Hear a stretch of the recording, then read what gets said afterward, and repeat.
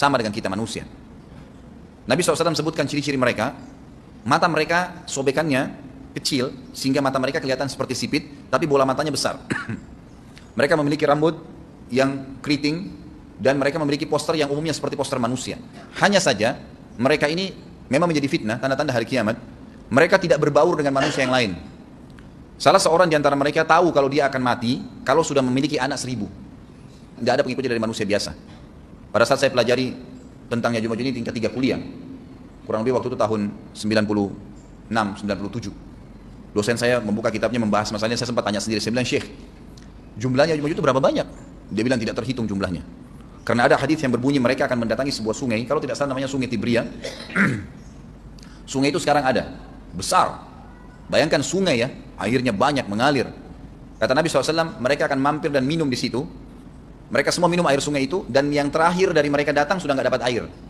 Artinya air sungainya habis diminum. Bayangkan berapa banyak jumlahnya tuh. Satu Jakarta aja sekarang kalau minum air sungai Ciliwung nggak habis. Mungkin nggak bakal habis kalau satu Indonesia pun minum. Bayangkan berapa banyak jumlah mereka tuh. Tidak terhitung. Nanti kan kita bacakan ayat-ayatnya tentunya. Banyak sekali ayat berhubungan dengan masalah itu.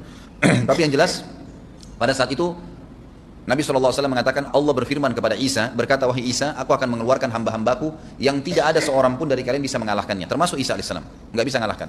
Maka selamatkanlah dirimu bersama dengan pengikut-pengikutmu ke Gunung Tur namanya. Gunung Tur ini di Palestina. Ya. Ini rata-rata nanti hari kiamat ini di Syam, banyak negeri Syam kita. Gitu kan. Maka Nabi Isa pun AS menyelamatkan diri dengan pengikutnya ke Gunung Tur yang diikuti sama orang-orang yang beriman. Lalu tentu yang bisa ikut yang terjangkau pada saat itu, karena dunia sangat luas. Maka yang tidak sempat ikut dengan Nabi Isa AS, mereka dibunuh oleh Ya'juj Ma'juj. Allah Subhanahu Wa Taala memberikan ciri khas mereka, artinya cirinya mereka ini, mereka dihimpit di sebuah gunung. Di surah Al-Kahfi dijelaskan oleh Dzulkarnain.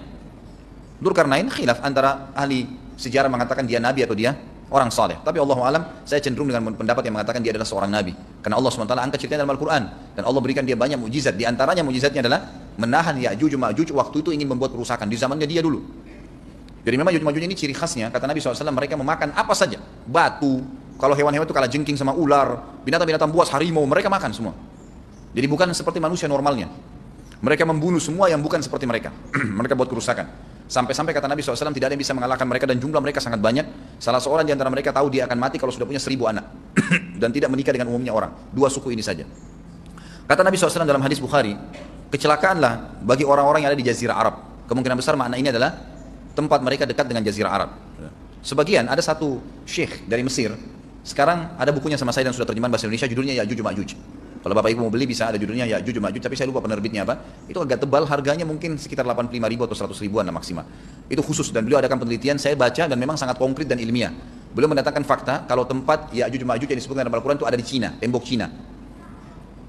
Jadi seperti yang disebutkan dalam Al-Quran, 2 gunung yang disatukan, di antara celah gunung itu ditaruh tembaga-tembaga.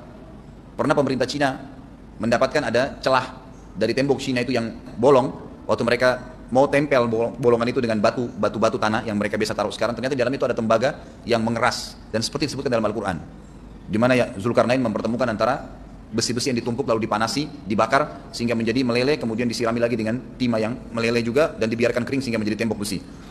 Kata Nabi SAW, kecelakaan bagi orang-orang yang Jazirah Arab karena telah terbuka dari lubangnya Ya'juj Ma'juj sebesar ini. Beliau kasih isyarat dengan jari ibu jari sama jari tengahnya. Artinya mereka sudah bisa melihat keluar. Tetapi kata Nabi SAW, setiap hari mereka terus menggali gunung itu, berusaha untuk keluar. Pada saat mereka tiba di malam hari, mereka capek, mereka mengatakan besok kita lanjutin. Mereka bangun besok pagi, gunungnya kembali utuh lagi. Sampai nanti waktu di mana Allah izinkan mereka keluar.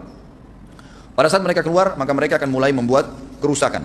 Ada di halaman 82 ya, Al-Anbiya 96 sampai 97 ayatnya. Ingatlah hingga apabila dibukakan tembok Ya'juj Ma'juj, bolong, jebol, dan mereka turun dengan cepat dari gunung-gunung itu, dari seluruh tempat yang tinggi. Kita tahu itu jaraknya berapa ratus kilometer, bahkan mungkin ribuan kalau nggak salah. Semuanya itu akan dipenuhi Ya'juj Ma'juj, dan telah dekatlah, kalau sudah terjadi itu, kedatangan janji yang benar, maksudnya hari kebangkitan. Maka tiba-tiba terbelalaklah mata orang-orang kafir. Mereka berkata, aduhai celaka kami. Sesungguhnya kami dalam kelalaian tentang ini, bahkan kami adalah orang-orang yang zalim. Kenapa? Karena Ya'juj Ma'juj tidak lihat apakah kafir atau beriman. Mereka tidak butuh, bukan seperti Dajjal ya. Dajjal butuh jadi pengikutnya, oke aman. Ini enggak, siapa saja ditemuin dibunuh. Dia enggak pandang, enggak mau tanya kamu dari suku mana, kamu agama apa, tidak dipandang. Orang-orang muslim pada saat itu, orang-orang muslim pada saat itu yang ikut dengan Nabi Isa AS berhasil selamat. Walaupun pada saat itu muka bumi umumnya orang sudah beriman. Yang dimaksud di sini orang-orang kafir adalah adanya orang-orang yang masuk Islam karena terpaksa, karena mereka tidak terlalu paham pada saat itu, lalu mereka menganggap remeh informasi dari Nabi Isa alaihissalam, maka mereka terbelalak matanya karena dibunuh oleh Yajuj Majuj. Kata Nabi SAW di dalam hadis sahih riwayat Imam Bukhari, bahwasanya Yajuj Majuj akan membunuh siapapun yang mereka temui, bahkan pada saat mereka sudah merasa menguasai bumi, mereka melepaskan anak-anak panah mereka ke langit. Lalu Allah menurunkan anak-anak panah mereka sebagai fitnah dipenuhi dengan darah. Maka mereka berkata, kami telah membunuh semua yang ada di bumi dan semua yang ada di langit. Maka sebagai penutup dalam bahasan itu, kata Nabi SAW, Allah lalu mengizinkan Isa untuk berdoa kepada Allah agar memusnahkan mereka. Maka Isa alaihissalam pun akhirnya berdoa, meminta kepada Allah subhanahu wa ta'ala agar mereka semua dimusnahkan. Maka pada saat itu pun Allah subhanahu wa ta'ala menurunkan kepada mereka hama. Sebagian hadis menyebutkan serangga kecil seperti cacing, banyak sekali yang menimpa tubuh-tubuh mereka.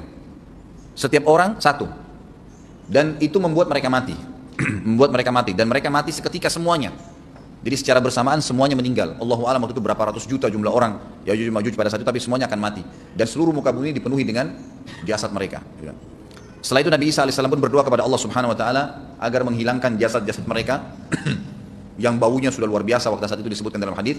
Maka Allah subhanahu wa ta'ala mengabulkan dan mengutus dari arah barat burung-burung yang lehernya panjang dan pelatuk mulutnya besar, yang memegang setiap jasad Yajuj Majuj, diambil, diangkat, setiap orang satu burung. Bayangkan berapa banyak miliaran burung pada saat itu. Kita nggak tahu bagaimana, Allahu a'lam, tapi ini wahyu, penyampaian informasi yang pasti.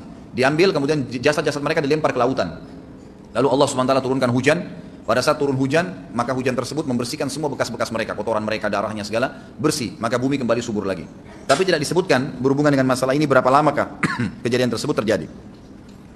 Kemudian setelah itu Isa AS memimpin lagi di muka bumi sampai beliau meninggal. Setelah Isa AS meninggal, kembali lagi sebagian besar manusia berbuat kekufuran. Kembali manusia berbuat kekufuran. Mereka kembali lalai, nggak ada lagi pemimpinnya karena terlalu banyak orang pada saat itu, maka ada yang kufur lagi.